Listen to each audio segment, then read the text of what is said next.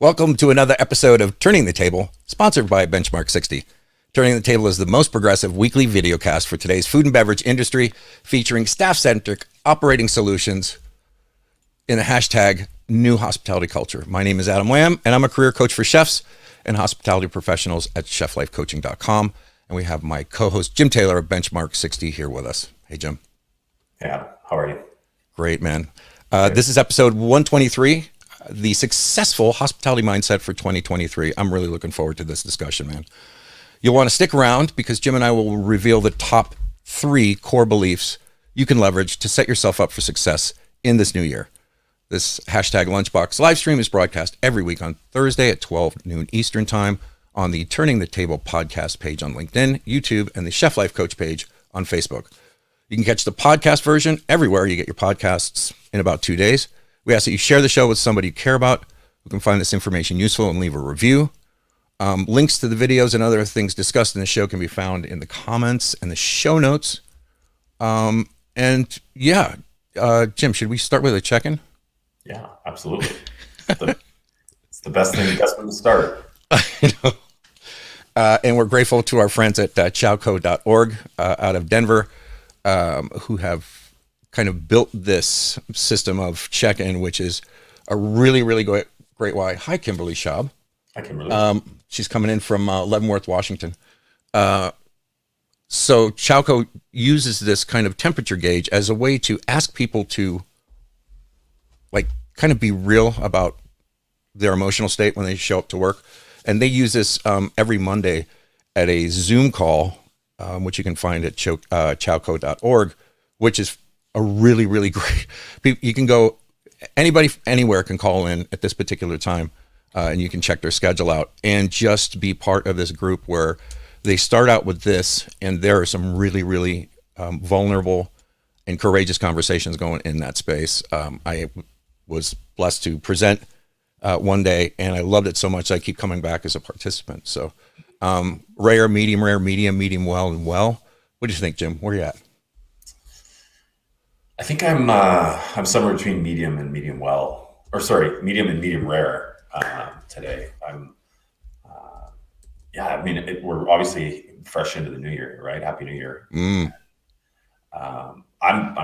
Looking at those words that kind of show up there. One, I'm very proud of 2022. I'm feeling actually kind of calm about 2023, which is kind of crazy. I feel like I've got a better idea of where I'm at personally and professionally than I have been the last few years. So that's kind of a good feeling, and looking forward to this conversation about mindset because it's just so relevant about, where the industry's at and January for sure. So how about you?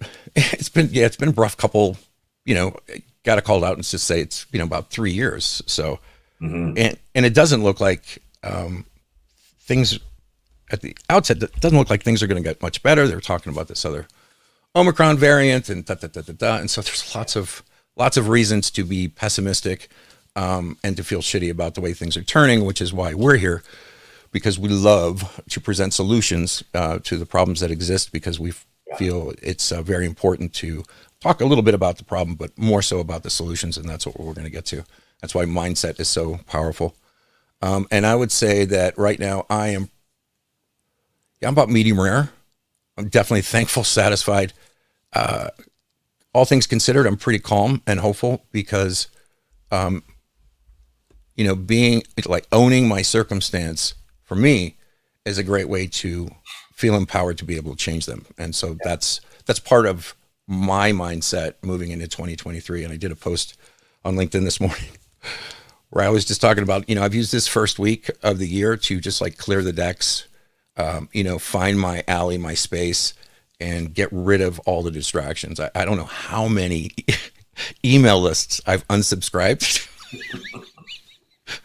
But the coolest thing is waking up in the next morning and that email, the inbox is about that small compared to what it usually is. So that's a very powerful way for me to just kind of get reconnected to my mission, who I serve, how I serve them, and more importantly, to get rid of anything else that distracts from that. And I don't know about you, Jim, but as a solopreneur, as a coach, mentor, and consultant, it just seems like every time I open up a social media feed, I'm getting bombarded by videos and ads about the new thing, the new platform, the new system for code.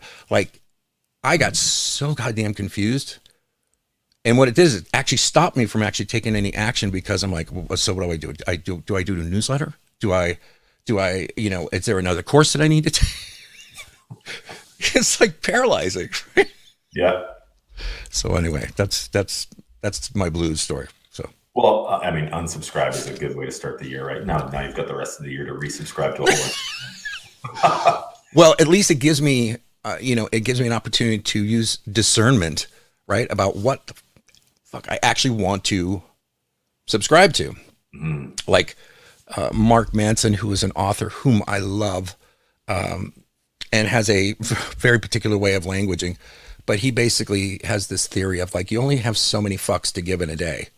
So you get to be really, really clear about what you give a fuck about, to be frank. And sometimes during my career, I recognized that, I was putting a whole lot of effort and attention into things that really didn't matter. Mm-hmm. But I was just going to kind of like own it as part of my way of being in the kitchen.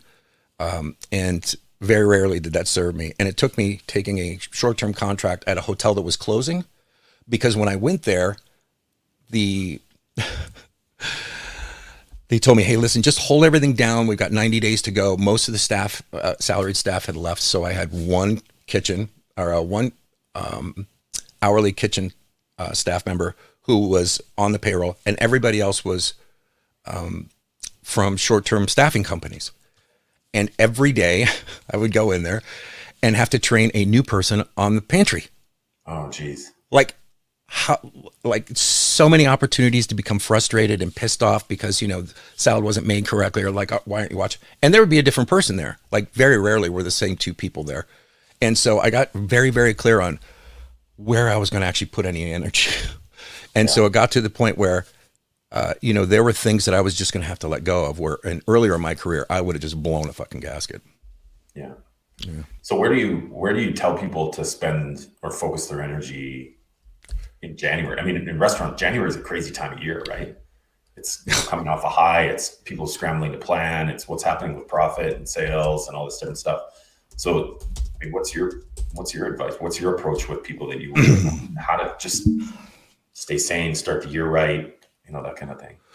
Yeah, it's that's a great question, and thank you for asking it, because I'm really present to this, because I have a new client that I was spending some time with yesterday, who had been going up and down emotionally, and her body was giving her very clear indications. And right before New Year's, she had some type of stomach bug that put her out for 5 days, so she couldn't even be at the job because she was so ill.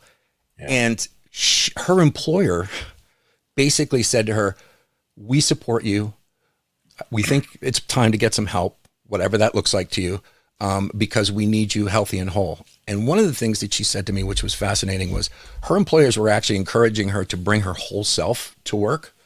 And she didn't know how to do that. So first off, she's been trained, shamed, and conditioned by the industry to not trust a whole lot of people. Like, I'm sure anybody who's been in the hospitality industry at some point in their career have had somebody who was coming up under them and was angling for their job. And it's a very, very unstable place to be, right? And so you don't start trusting anybody. So she's completely unpracticed at like showing up as a fully functioning human being. Mm-hmm. And I thought that was really fascinating, and that she had support from her employer. What I've discovered ever since COVID, and it caused everybody to really take a good look at their lives and like their employers and how they wanted to spend their time. What I've found is that it's really, really, really important at this time to be very, very clear and grounded in your personal values. Yeah. Like the immutable things that you are not willing to bargain away. Because I don't know about you, Jim, but a lot of times in my career, I was just going on to the next job and to the next job and to the next job without really taking into consideration, like Omni Hotels has has this philosophy of the three pillars: ownership, guest, staff. And their efforts are all around making sure that those three pillars are even. Now, it's always going to be a time when it's out of balance. Sure. But the cool thing is that was actually visible in the way the managers interacted with the staff. You could tell that they were committed to that. And Anna Ramirez is just checking in, and she's medium rare. That's pretty cool. And Edwin Kumar is saying new is norm is overrated, which totally get that. Thanks for joining us, Edwin. So for me, I think it's really, really important, because it's been part of my journey, to understand what I stand for and how I show up in the world. And those two things are aligned. And I can look back almost, within the last 3 years, that I was in a position where what they were saying, management, ownership, however you want to language it, the attributes that they crowed about the way that they stood for their associates and all this kind of stuff, in actual fact, was not the way things were on the ground. And I wish I had taken the time to maybe do a little bit more due diligence, maybe talk to some staff members as they were going out to the parking lot, after their job, to say, hey, what's going on? And the cool thing is that there's some websites out there that actually grade or review employers, where you can, if you're looking for a job, and you would go there and actually get real reviews from people. And there's always some sour grapes. But to go into a position without taking that into consideration, and then you're halfway down the river in this canoe, and you find out, holy shit, man, there's more rocks and sticks than I gave it credit for. So, and I know things are changing, but this is a really, really great time. That's why when everybody was talking about the Great Resignation, I continue to refer to it as to the Great Reset. Like, this is a great opportunity for the industry to reset, but also for us as individuals, because as long as I'm living in victimhood and blaming everybody else for my circumstance, then I don't have any power to change anything. And that's a really, really, really shitty place to be. And very dismaying. And so when I decide that I'm just going to change my perspective on that and say, I own everything that happens to me, then that gives me the opportunity to change.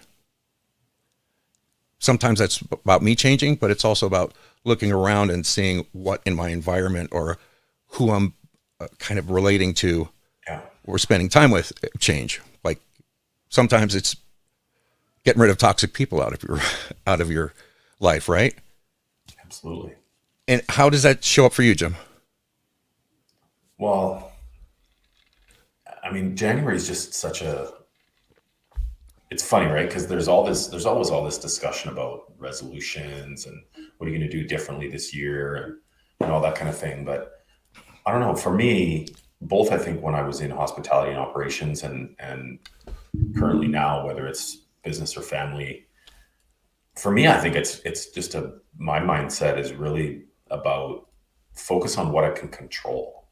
And that applies, I think, to me in terms of, like I said, business, family, all kinds of stuff. And specifically for operations in restaurants this time of year, there's so much that's out of their control, right? Their customers behave differently. Their staff behave differently.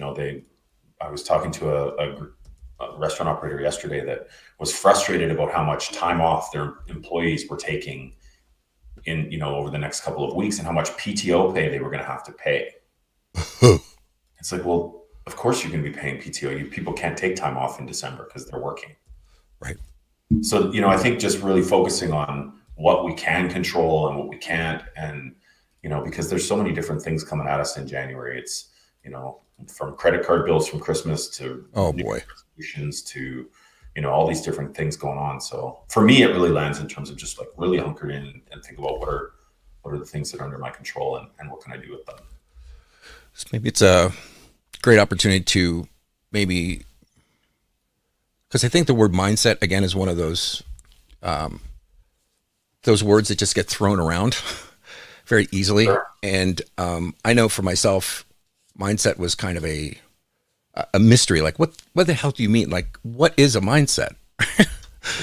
So I found this great explanation on a webpage, and the link is in the in the chat, verywellmind.com. But your mindset is a set of beliefs to shape how you make sense of the world and yourself. It influences how you think, feel, and behave in any given situation. It means that what you believe about yourself impacts your success or failure. Now, I don't know about you, Jim, but that's kind of a gut punch for me. That what I believe about myself impacts my success or failure. And for some folks, that might seem like, well, sure, that's true.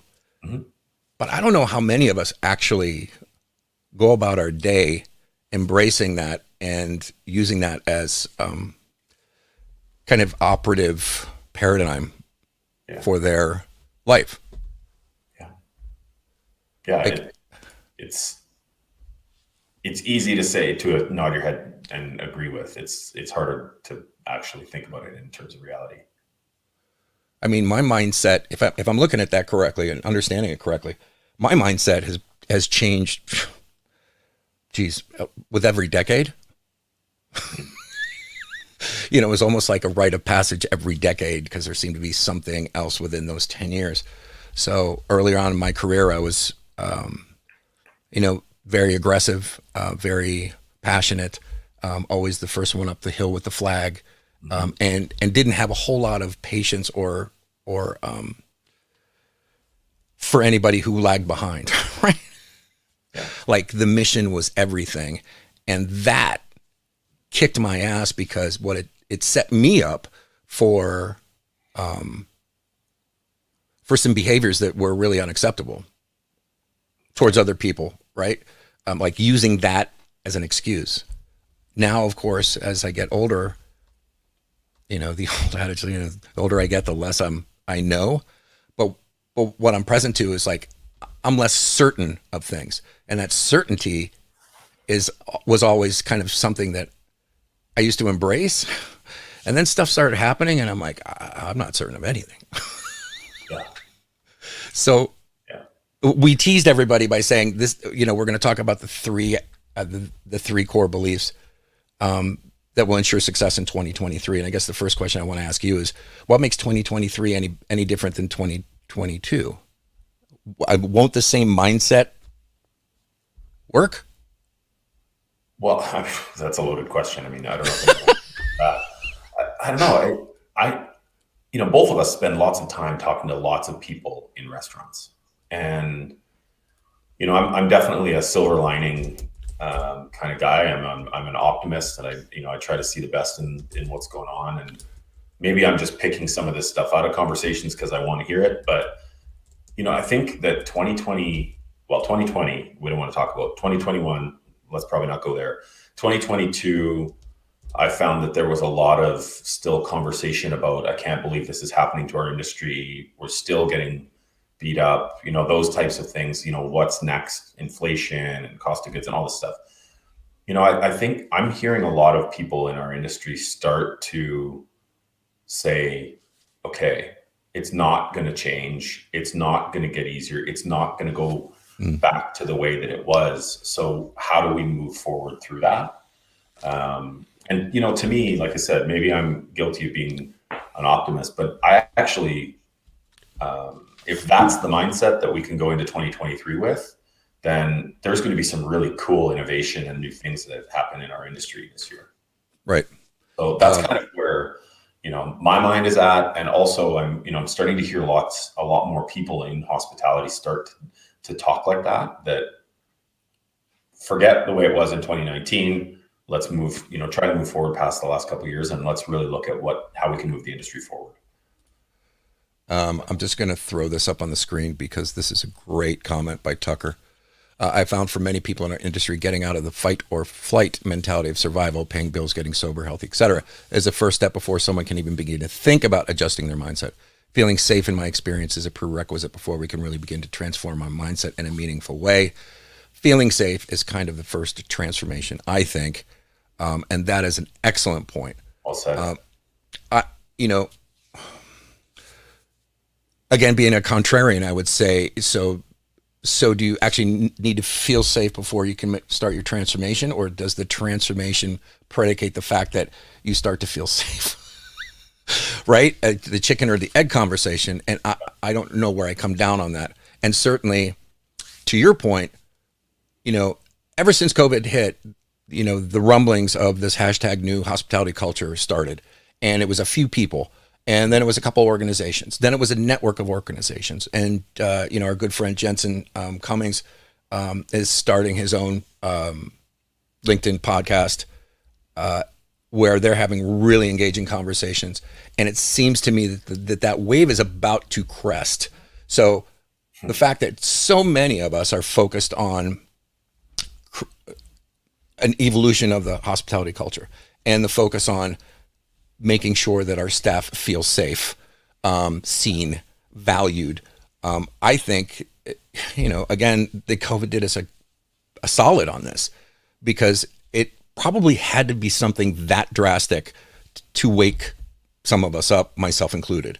So I kind of follow, your thread with it. Like, this could be an incredible year for innovation.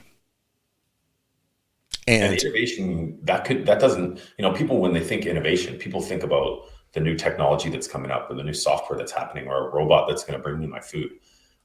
I don't think that that's what we're talking about here.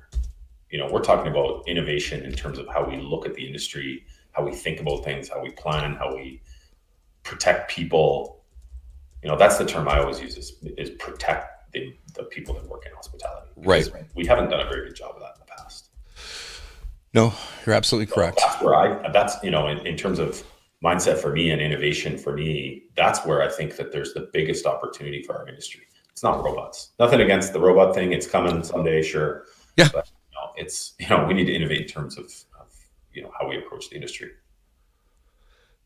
So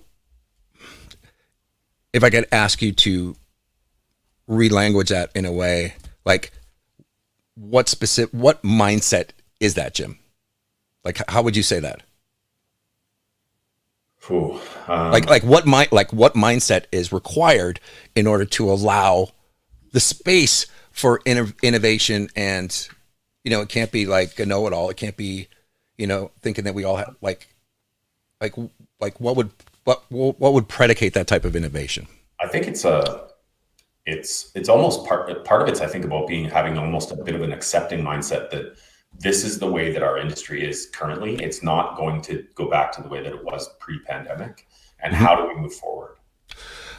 So it's almost like, for those of us who are sitting around kind of pining about how it was pre-pandemic and why it can't go back to that way, your message is like, yeah, it's never going to be that anymore. And the sooner that we accept that, then we can allow for other things to show up in that space. Well, and I think this is where people like you are so powerful in the industry, because you've been through, so many different scenarios of whether it's recession in 2008 or it's pandemic in 2020, or it's, different things that happened throughout multiple different markets and years of experience. And so, I know for sure that the people that spend time with you they come out of that engagement so much more open to what is possible, understanding that there's some empathy around that we can work through this stuff as an industry and kind of help them get to that space, right? Because it's tough to do that on your own. Everybody needs a coach or a mentor or someone to lean on a little bit. Sure. I have one. You have one.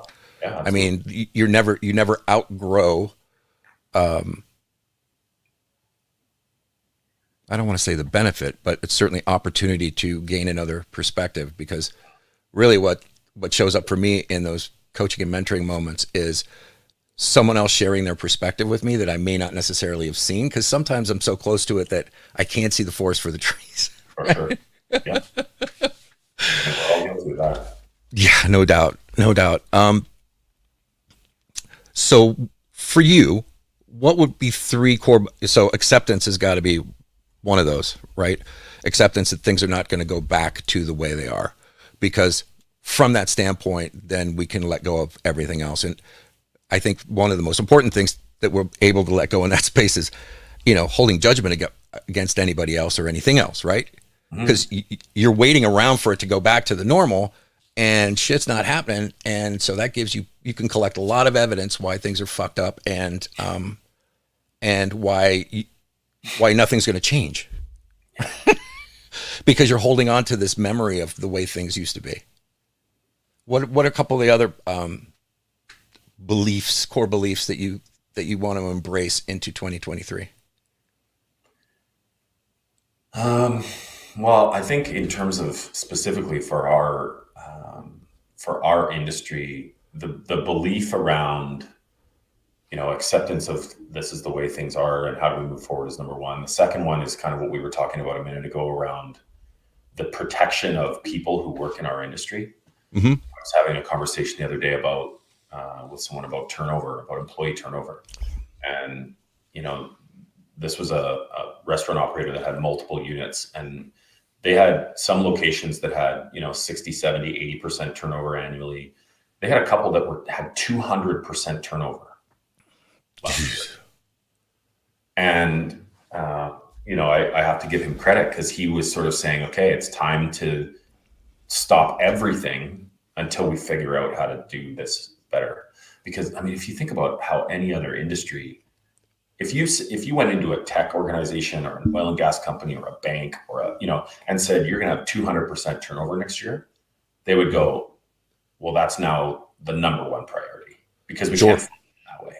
Right. So I think that concept around the protection of people who choose to work in hospitality, I think has to come to the front more, and it is coming for sure. And I think the third one is just there's so much opportunity for creativity in our industry right now. Totally get that. And Edwin kind of beat me to the punch in this because his comment is perpetual curiosity without judgment is the key to the future of the industry. The same way chefs innovate recipes is the same fundamental part of the brain that can be used as an asset towards ensuring tradition leads to positive future outcomes. Yeah, that is a mouthful. Edwin, thank you for that. Because I would name pop up. I thought you might have some good contribution.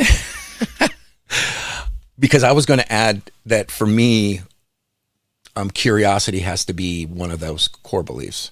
Mm-hmm. And I don't know if it's a core belief or maybe it's a core belief in possibility, like as you were saying, because I was just sitting there and thinking about, acceptance, your version of acceptance, that things are not going to go back the same way, almost mimics my statement of like, you need to own your circumstance, right? Like what it is. Be clear about what it is, because then you can move from there. But if not, then you're always kind of stuck and moving on. But this idea of curiosity to me is incredibly empowering in that, to relate back to a comment that I made earlier about certainty.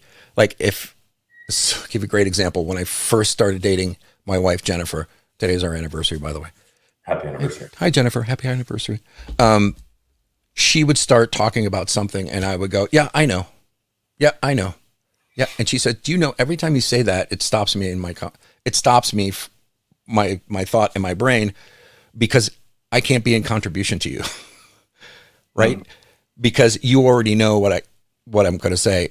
And she added, and I'm pretty sure that there are some things that you're just saying that about because you don't really know, but, and I realized that she was absolutely correct, that every time I said, I know, then not only am I not allowing someone else to be in contribution to me, but I'm like shutting them down in such a way that like now there's nothing that they can add.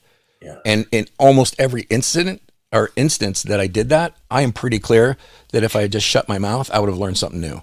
Like instead of being like a know-it-all, because I wanted to show up as smart and intelligent and charming and all that shit, I know that if I'd just been curious to where she was going with that line of thinking, it would have been a much better conversation. Yeah, and she already knew that you were smart and intelligent and charming anyway, right? Well, again, it's not what she was believing, it's what I was believing, which kind of goes back to that mindset. So for me, curiosity is very, very powerful, because that's about possibilities. So in a sentence, I would say I would be much rather engaged in expansion than contraction in 2023. I want to expand into the new, into the unknown.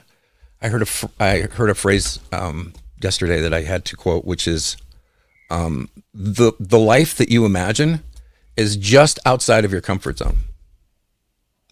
And as an industry, we are definitely outside the comfort zone. So the question is do we want to be in expansion and discover new possibilities, or do we want to hold on to the shit? Because, wasn't that great then? Sure. The only positive thing is that it was the known versus the unknown.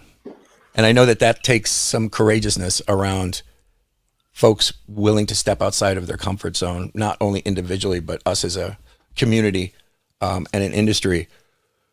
If we don't embrace that, we'll just be stuck again. And 2023 will roll past and there'll be the same problems and we'll be bitching about the same thing and nothing will ever change. And there'll be operators that do really, really well. And there'll be operators and individuals who will be flat on their ass at the end of the year. So, well, and you know what's so crazy about our industry is that the industry's comfort zone was not comfortable. Right? High turnover, low margins, unpredictable business, all of that stuff, even pre-pandemic. Yeah, that's what I mean. It was the comfort zone. This is what we know. This is the way it is in our industry. Still wasn't comfortable. I mean, you ask any investor or anyone who wants to get into a restaurant opportunity, and their first thing is, they're low margin, they're high risk. Well, okay, so if it's already uncomfortable, then let's embrace it and find ways to do things. Yep. This has been an excellent show and a great conversation, and I so appreciate everybody's contribution, both in the chat and everything. Oh, Jim, what do you think there's left to say about, again, us as individuals, as a fraternity, as a community, moving into 2023? Like, what's the last word? I think that my last word is well, can I have two? Yeah, sure. My two last words are one I said earlier, and that was just to the whole creative opportunity that exists. Mm-hmm. And the other one is that I truly believe that our industry needs to collaborate more, and I think that that's starting to happen as well. So creativity and collaboration are, I think, two sort of last words for me heading into the year. Can you talk just a little bit more? And again, I want to be sensitive to everybody's time. But can you talk a little bit more about what that collaboration would look like for you? Well, it can mean so many things. I think it could be something like, the industry's tough enough as it is, as we've been talking about, and for a long time, I think that the hospitality industry just spent a lot of time looking over its shoulder at what everybody else, was doing, or who's coming for me, or who's doing this or that. And I don't think there was enough best practice sharing. So, collaboration in terms of, there's opportunity for everybody to help each other win in the industry, because it doesn't need to become more challenging. I think it's the same when it comes to, if somebody is serious about a career in hospitality, there's people like you that are there to support them and genuinely want them to be successful. Mm-hmm.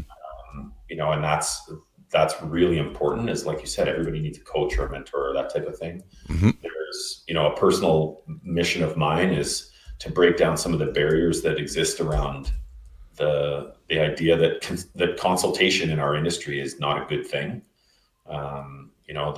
That there are people who, again, genuinely care about the success of a business and want to share resource and expertise. So I think that the more we can collaborate and come together as a community, the better. It's going to help us move forward. And I am going to actually let Christopher McFadden have the last word when he says that change is the only constant in the universe. And now it's about all of us in the industry leading, adapting, and adopting these changes. And I say huzzah to that. Christopher, and I would add, and to hold it all loosely, right? Because nothing is more frustrating than thinking you got it clocked and things shift, right? So if you're coming from the belief of, I am going to hold all of it kind of loosely and not bear down, then there's room to move, right? Yeah. So, best practice sharing. Yeah, Edwin, I totally agree. Yeah.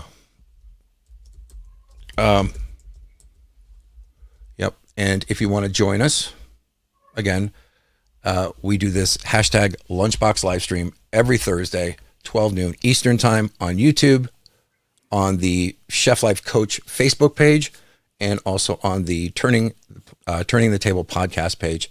And we're just getting a comment. What is the most active platform for chat on this podcast? I would say either LinkedIn or Facebook, but I'm really glad that you're hanging out on YouTube. So we really appreciate that.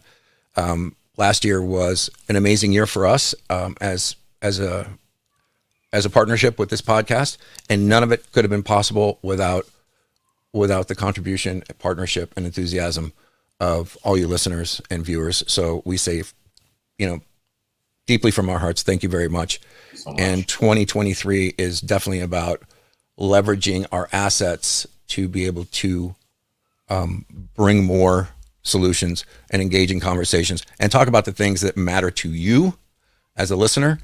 Because just because I think of it, it doesn't mean that it's, like I've lost that ego part of me after getting, kicked in the chest enough times dragging horses to water. But, this idea that the more engagement we have, the more clear we are about what kind of content means something to you, and that not only do you value, but you can actually put to work to create positive change in your environments and as individuals within your own heart and family and community. So we say thank you. We will see you next week right here on Turning the Table. Thank you very much.